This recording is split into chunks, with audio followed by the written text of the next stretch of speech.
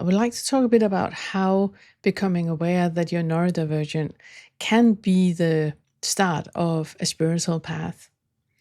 And the reason is that when you realize that you're neurodivergent, you also realize how many parts of you have masked away, that you have downplayed who you actually are. And realizing that you are autistic or ADHD or both gives you a different type of acceptance. It actually gives you the type of acceptance that you have needed your entire lives. And when we are children and we realize that we're different than other people, we start to mask. It might have been that you have been told that you have to do, you needed to stop stimming, that you need to stop being in a certain way or say things in a certain way, or whatever that was your autistic ADHD expression. And when we are told to do that, a doubt is happening in us where we start to doubt who we are, and we don't feel that we can actually trust the feeling that we have in a certain situation. And that puts us at such a disadvantage to neurotypical people, because growing up with the feeling that I cannot trust who I am, and I need to pretend that I'm someone else. I need to hold back on my stims, or I need to not be so loud and not interrupt and not, do all the things that is normal for an autistic person, and mix my vegetables and all of the things that makes you you. And when you realize that all of that who you have presented as your entire life was just a character, just a play act, just something you were pretending to be, that is when the first mask fall. And I remember when I got my diagnosis that there were so many things that I suddenly realized that oh wow, I would have done differently in that situation and that situation had I known that I was autistic. Because suddenly I realized there was nothing wrong with me. I was just autistic. There was nothing wrong with me, that I was told that there was something wrong with me and I shouldn't be like that and I shouldn't talk like that and I shouldn't do like that. And when you are told that and you're doing things from what feels right, and you're told that you can't do that, you have no guidance anymore in what to actually do then.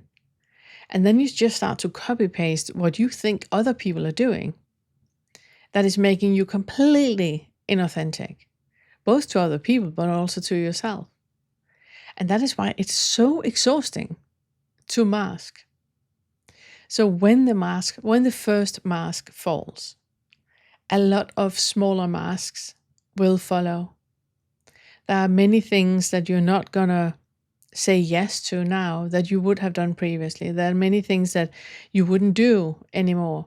And if people can't deal with you not mixing your vegetables, it's their issue, isn't it?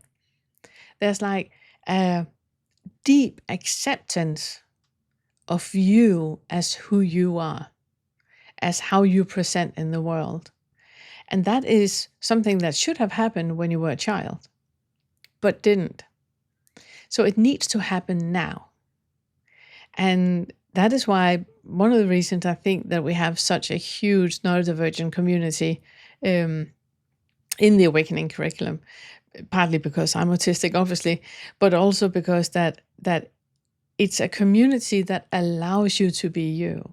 And there is a full acceptance of whichever way you present in the world, that's completely fine. You don't need to pretend, you don't need to be anything else, you don't need to do anything else. You just notice what makes sense to you now, and then you question that. But the first step is that you need to build up strong boundaries. You need to find out who you are. You need to find out what your preferences are. And that's why we work so much with that in the third fetter. If you are newly diagnosed, I can warmly recommend you to work with the third fetter that is looking at the different habits that you have. Because you will find that there's a lot of habits that you have that is actually not what you would like. You do that because you think that is what you need to do. You are in the world in a certain way that you have always been, but that was not how you would have chosen to do it. You would now choose to do it differently. And the third fetter is really, really helpful with that. It's not only looking at you finding out what you actually want, but it's also looking into all the hooks you have into doing things in a certain way. And that is part of the masking. When we mask, we are basically immensely manipulative because we are trying to be in the world in a way that so the world will accept us. That is basically manipulating the world into liking us because we don't feel comfortable with who we are. We don't think that who we are is something that we can be. And the third fetter is really helpful with that. So if you're newly diagnosed, I can warmly recommend you to do the third fetter. So partly, like I said, sorry, I just lost track of it. Partly becoming aware of what is it that you do in your everyday life, that you have a hook into things becoming or being in a certain way. But also in that, notice that whatever you think you want in this moment is not based on what you actually want. It's just based on what you think you want. We would like for you to reach a place where there is no decision made about things, but it's more a flow that is arising in the moment. There's no hooks into things being in a certain way. It's more an arising in this moment. And that is one of the parts that made my life as an autist so much easier.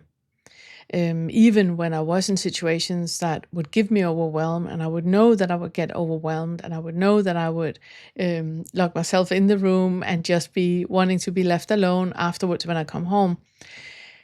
That realizing that in this moment, there is nothing else than what is arising right now.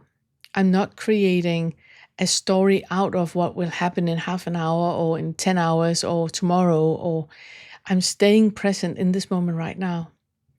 And I'm just purely present with whatever is arising right now. I'm not saying that you shouldn't have your headphones on, or you shouldn't have glasses on, or you shouldn't protect yourself in any way. Obviously, protect yourself.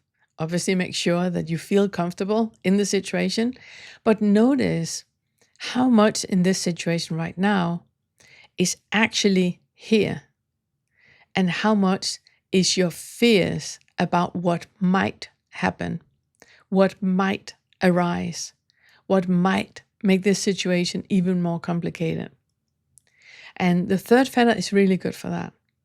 As I said, partly for you to become aware of what you're doing for a purpose, but also to help you to become aware of what is actually here right now, what is actually a necessity right now, and what is something that I'm kind of like bracing myself for impact. If I'm not doing this, then so and so will happen. Another thing I also just want to add is that when you do the awakening curriculum and you are neurodivergent, what you're going to experience is that working with the lower fives is a lot of work. It's really, really complicated and difficult, and it really takes a lot of time because you have lived your entire life masking. And when the mask starts to fall, that is going to happen in many different situations, and there's many different masks that are going to fall. And every time you turn a little bit on the kaleidoscope, and the entire picture is different. So doing the awakening curriculum with the lower 5 fetters is going to take the longest of the entire curriculum. When you have really realized how the world is perceived for you, and how much is thought and how much is actually arising, and there is an unconditional acceptance to whatever is arising, and you start to work with the higher 5s, you're going to experience that the higher fives is happening like that. Because you're used to, when there's no longer anything holding you back, you're used to seeing the world the way that it actually is, in a different way than neurotypical people see it.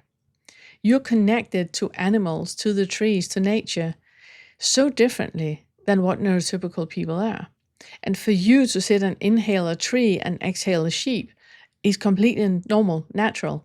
With synesthesia, where you can feel a color and you can hear a sensation, that just makes the sixth fetter, where we work about boundaries and the perception of the subject object, it makes that so much easier. And working with time, you already have tons of experiences probably about how time is not linear.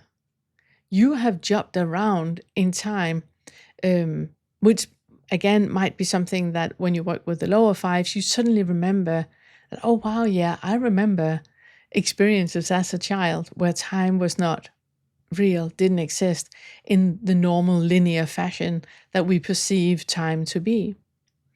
And unpinning that center is so normal for a lot of neurodivergent people, which will mean that you will work more with the lower fives than you work with the higher fives, because the higher fives is more like a reminding.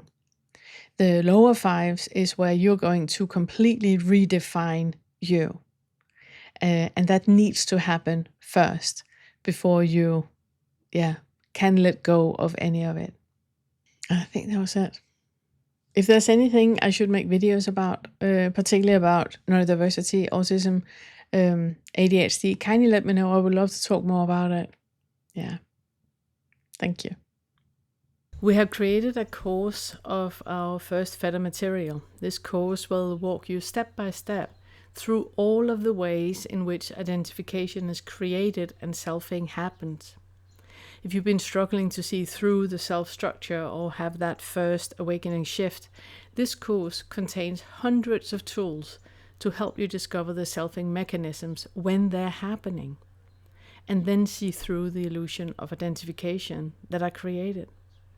Along with over 14 hours of videos, this $49 course contains a full book worth of summaries, extrapolations on the videos, written inquiry suggestions, and other text. So work slowly, leave time for integration. This is powerful material and it can be life-changing.